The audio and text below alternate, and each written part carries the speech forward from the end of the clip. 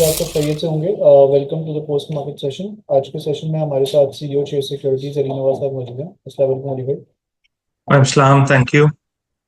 अली भाई, ओवरऑल आज का सेशन काफी चॉपी रहा। इनिशियली हमने एक अच्छी अपसाइड देखी मार्केट में, ऑलमोस्ट 1000 पॉइंट्स की मार्केट में जो है वो अपसाइड गई। उसके बाद काफी एग्रेसिव सेल ऑफ आया ड्यूरिंग द डे। एक टाइम पे मार्केट 500 पॉइंट्स नेगेटिव भी हो गई थी। पॉलिटिकल फ्रंट पे हम देख रहे हैं कि चीजें अब, क्योंकि पीटीआई का धरना भी है 24 नवंबर को। उसके साथ साथ अभी मार्केट के बाद न्यूज आई है कि तोशाखाना केस में जो है इमरान खान को जो है वो बरी करने का जो है वो हुक्म दे दिया है। तो पॉलिटिकल फ्रंट पे हम देख रहे हैं कि कुछ एक्टिविटी हो रही है जिसकी वजह से मार्केट में अब थोड़ी चॉपी एक्टिविटी हम विटनेस कर रहे हैं। तो ओवरऑल जो पॉलिटिकल डेवलपमेंट्स है उसके वजह से आपको क्या व्यू है और मार्केट के वजह से क्या व्यू है?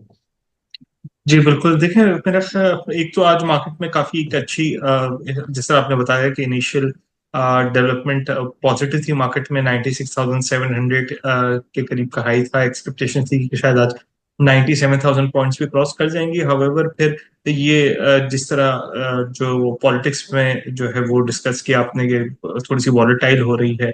और हम देख रहे हैं कि मार्केट भी ऑल टाइम हाई पर है। थोड़ा सा मार्केट में लेवरेज लेवल्स भी थोड़े हाई लेवल्स पर हैं। तो जब इस तरीके की कोई भी नेगेटिव डेवलपमेंट होती है विद रिगार्ड्स टू पॉलिटिक्स, देखिए हमने हिस्टोरिकली देखा भी यही है कि मार्केट की परफॉर्मेंस को मार्केट फैक्टर की वजह से रिस्क कम होता है और ज्यादा एक्सटर्नल फैक्टर की तरफ वजह से होता है, जिसमें पॉलिटिक्स सर फहरिस्त होती है कि जब हमारी पॉलिटिक्स खराब होती है तो हमारी इकोनॉमी खराब होती है, और जब इकोनॉमी खराब होती है तो उसका असर हमारी फाइनेंशियल मार्केट्स पर भी आता है। तो आई थिंक जो भी स्टेक होल्डर्स है उनको जो है वो अभी बहुत ही मुश्किल वक्त से इकोनॉमी निकली है और रिकवरी आना स्टार्ट हुई है। अब दोबारा अगर इस तरीके की कोई पॉलिटिकल अनसर्टेनिटी आएगी तो ये मार्केट और इकोनॉमी के लिए काफी ज्यादा नेगेटिव होगी। तो आई थिंक कोई सोल्यूशन जो है वो कोशिश कर रही हैं सारी पार्टीज मिलकर निकालने की कि हमें जो है वो कोई वायलेंट वे की तरफ ना जाना पड़े। Let's see, but I think जब तक क्लैरिटी नहीं आएगी तब तक मार्केट थोड़ी सी नर्वस ही रहेगी। एक मेजर अनाउंसमेंट भी थी आज। काफी लोगों की नजरें थी सुई नॉट के रिजल्ट्स के ऊपर। मार्केट एक्सपेक्टेशन थी कि अच्छा पे आउट आ सकता है, जिसकी वजह से हमने ऑफ लेट काफी अच्छी एक्टिविटी देखी है इसमें। बट कहीं ना कहीं सुई नॉट के रिजल्ट में भी हमें पे आउट वाइज जो है वो थोड़ी डिसअपॉइंटमेंट जो है देखने में नजर आई। उसके बाद वो भी एक वजह बनी मार्केट में प्रेशर की। तो ओवरऑल सुई नॉट के रिजल्ट्स को वैसे देखें। देखिए, इसमें बिल्कुल आपकी बात ठीक थी कि जो है वो थोड़ी सी जो पे आउट्स की एक्सपेक्टेशंस थी जो कि नहीं हुई, और उसके बाद हमने एक करेक्शन आते हुए देखी। हाउएवर ये थोड़ी कंपनीज ऐसी होती हैं जिसमें डिविडेंड्स जो है वो अनसर्टन हो सकते हैं कि कब अनाउंस हो। बट डेफिनेटली जो इम्प्रूवमेंट हम बाकी इनपी कंपनीज और देख रहे हैं जिसके रिफ्लेक्शन गैस यूटिलिटी कंपनीज के फाइनेंशियल पर और कैश फ्लो पर आएगी, तो डिविडेंड आ जाएगा। हाउएवर टाइमिंग थोड़ी सी आगे पीछे हो सकती है, इस क्वार्टर आए, अगले क्वार्टर में आए, फुल ईयर में आए। बट डिविडेंड की आई थिंक एक्सपेक्टेशंस रखनी चाहिए इन्वेस्टर्स को। प्रॉब्ली अगले क्वार्टर में आ जाएगा, लेकिन जो है वो डिविडेंड ये कोई इस पर डिसअपॉइंट नहीं होना चाहिए। आई थिंक सिर्फ ये देखें कि क्या सर्कुलर डेट फर्दर पाइलअप तो नहीं हो रहा है, उनकी कैश कलेक्शंस अच्छी हो रही हैं जो कि हमने पिछले कुछ क्वार्टर्स में होते हुए देखी हैं।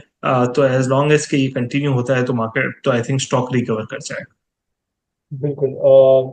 Although market closed on negative note, but एक सेक्टर जिसने थोड़ा आउट परफॉर्म करा मार्केट को वो फर्ड्स थे मेनली। एफएफसी और एफएफबीएल में हमने काफी बेहतर एक्टिविटी होती हुई देखी। Almost new all time highs define करे दोनों स्टॉक्स ने। तो गोइंग फॉरवर्ड आपको क्या क्या आपको क्या भी हुआ इन स्टॉक्स के हवाले से, कितना जूस आपको नजर आ रहा है? जी बिल्कुल। एफएफसी पे तो एफएफबीएल तो वैसे टेक्निकली एफएफसी में जो है वो मर्ज हो जाएगा, तो सर्वाइविंग एंटिटीज एफएफसी। एफएफसी में आउटलुक काफी पॉजिटिव है। जिस प्राइस पे उनको गैस मिल रही है और ये मर्जेस फर्टिलाइजर जिस पे बेच रहे हैं और जो डिस्पैचेस हैं जिस प्राइस पे ये बेच रहे हैं और जो डिस्पैचेस हैं, आई थिंक सब स्ट्रांग है। और प्रॉफिटेबिलिटी और डिविडेंड पे आउट्स काफी अच्छे लग रहे हैं एफएफसी के। इसकी रैली की वजह एक ये भी थी कि जो दोनों कंपनीज एफएससी और एफएफबीएल का जो कन्वर्जन थी, इस कन्वर्जन का जो रेशियो है और उस पर एक कोर्ट से ऑर्डर आना था, तो अप्रूवल आना था एक्चुअली, वो एक्सपेक्टेशंस है कि ये इस हफ्ते के अंदर हो जाएगा। तो और फिर ये दिसंबर एंड से पहले जो है वो कन्वर्जन कंप्लीट हो जाएगी। आई थिंक इस स्टोरी पर जो है वो रैली हुई है। और इसके अलावा भी आई थिंक अर्निंग्स इसकी स्ट्रांग है, पे आउट स्ट्रांग है, तो ये रैली मजीद भी कंटिन्यू कर सकती है इससे। बिल्कुल। रेट कट्स के बाद से हम ऑब्जर्व कर रहे हैं कि ऑल्दो आउटलुक अभी भी ये है कि इस महीने का इन्फ्लेशन का फिगर भी काफ़ी बेहतर रहेगा, लोअर साइड पे रहेगा, बट ओवरऑल हम देख रहे हैं कि सिक्लिकल्स में वो परफॉर्मेंस रेट कट्स के बाद से जो है वो नहीं आ पाई। Cements have been struggling of late, steels में भी वो परफॉर्मेंस हमें नजर नहीं आई। तो ओवरऑल इन दो सेक्टर्स की वजह से वो क्या बनेगा। देखिए थोड़ा सा रियल एस्टेट वैसे ही एज अ सेक्टर स्लो है। उसके बाद जो सीमेंट्स के डिस्पैचेस है वो कुछ लोगों का ये पर्सपेक्टिव होता है कि विंटर्स में जाके थोड़ी सी स्लो होती है क्योंकि अप नॉर्थ में कंस्ट्रक्शन एक्टिविटी रुक जाती है। हाउएवर ये जो फाइनेंस कॉस्ट नीचे आ रही है, कोल प्राइसेस डिक्लाइनिंग ट्रेंड पर है, तो आई थिंक शायद एक दो महीने की डिस्पैचेस स्लो हो सकती है विंटर्स की वजह से, बट ओवरऑल सेक्टर पे आउटलुक पॉजिटिव ही है। स्टील मेरे ख्याल से थोड़ा सा और प्रेशर में रहेगा, खासतौर पे जो हॉट रोल्ड स्टील है जो कि कंस्ट्रक्शन में इस्तेमाल होता है, आई थिंक वो थोड़ा प्रेशर में रहेगा।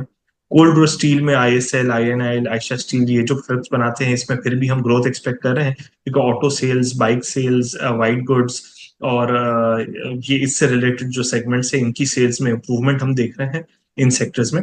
बट कंस्ट्रक्शन सेक्टर थोड़ा सा पिकअप करने में टाइम लगेगा, जिसकी वजह से जो है वो, और स्टील में प्लेयर्स भी इतने हैं और मार्जिन बहुत वीक है, तो ये थोड़ा सा प्रॉब्लमेटिक लग रहा है। बट सीमेंट्स में आई थिंक एक्टिविटी पॉजिटिव जो है वो आ जाएगी। शायद हो सकता है कि एक दो महीने के लैग से आए, बट आई थिंक ये एक्यूमुलेशन रेंज में है, इनको जरूर एक्यूमुलेट करना चाहिए। बिल्कुल। सीमेंट्स में परफॉर्मेंस नहीं रही, but one stock has been right up there, performance wise volume wise भी काफी बेहतर एक्टिविटी हुई है। ठट्टा cement has outperformed in last few months, it has outperformed every other cement company. तो ठट्टा सीमेंट में क्या ऐसी चीज रही है, क्या वजह है तेजी की। देखिए थर्टा सीमेंट की दो तीन वजूहत है। एक तो इन्होंने अपनी कॉस्ट काफी कंट्रोल कर ली है, एनर्जी कॉस्ट, जिसकी वजह से इनके मार्जिन्स बहुत अच्छे हो गए हैं through different initiative, solar, wind और बाकी ये सोलर प्लांट की एक्सटेंशन भी कर रहे हैं। फिर इन्होंने एक ग्रोथ सेगमेंट में इन्होंने अपने ट्रैक्टर्स का एक प्लांट ये लगा रहे हैं जिसमें इनकी एक्सपेक्टेशंस ये है कि 2,500 ट्रैक्टर्स प्रोड्यूस करेंगे और उसका एक रेवेन्यू भी सीमेंट के साथ आना शुरू होगा, तो ये डाइवर्सिफिकेशन भी कर रहे हैं। तो आई थिंक ये दो तीन वजूहत हैं जिनकी वजह से जो है वो जो है, और कैपिटल बेस इनका काफी कम है और पर शेयर इम्पैक्ट किसी भी अच्छे इनिशिएटिव का बहुत ज्यादा आता है, तो इसी वजह से जो है वो शेयर प्राइस में इंप्रूवमेंट हुई है। बिल्कुल। Going forward anyway, what's your view regarding market, given that ये पीटीआई का धरना भी है 24 नवंबर को, और अगला हफ्ता रूल ओवर वीक का भी है, तो क्या स्ट्रैटेजी है। देखिए मुझे लगता है कि सारी पॉलिटिकल पार्टीज कोई बीच का रास्ता निकाले, कि कोई भी ये नहीं चाहता है कि हमारी इकोनॉमिक रिकवरी और मुल्क के हालात जो है वो वॉलेटाइल हो और डीरेल हो, ये सारी चीजें। तो आई थिंक आई एक्सपेक्ट कि कोई जो है वो बीच का रास्ता निकल जाएगा। बट बट आई थिंक ये मार्केट में थोड़ी सी नर्वसनेस रहेगी जब तक जो है वो मीडिया इसी को डिस्कस कर रहा है, और जब तक जो है वो कोई सोल्यूशन इस बात का नहीं निकल जाता, तो मैं इन्वेस्टर्स को कहूंगा कि थोड़ा सा cautiously optimistic. Okay, thank you so much anyway for participating in this session.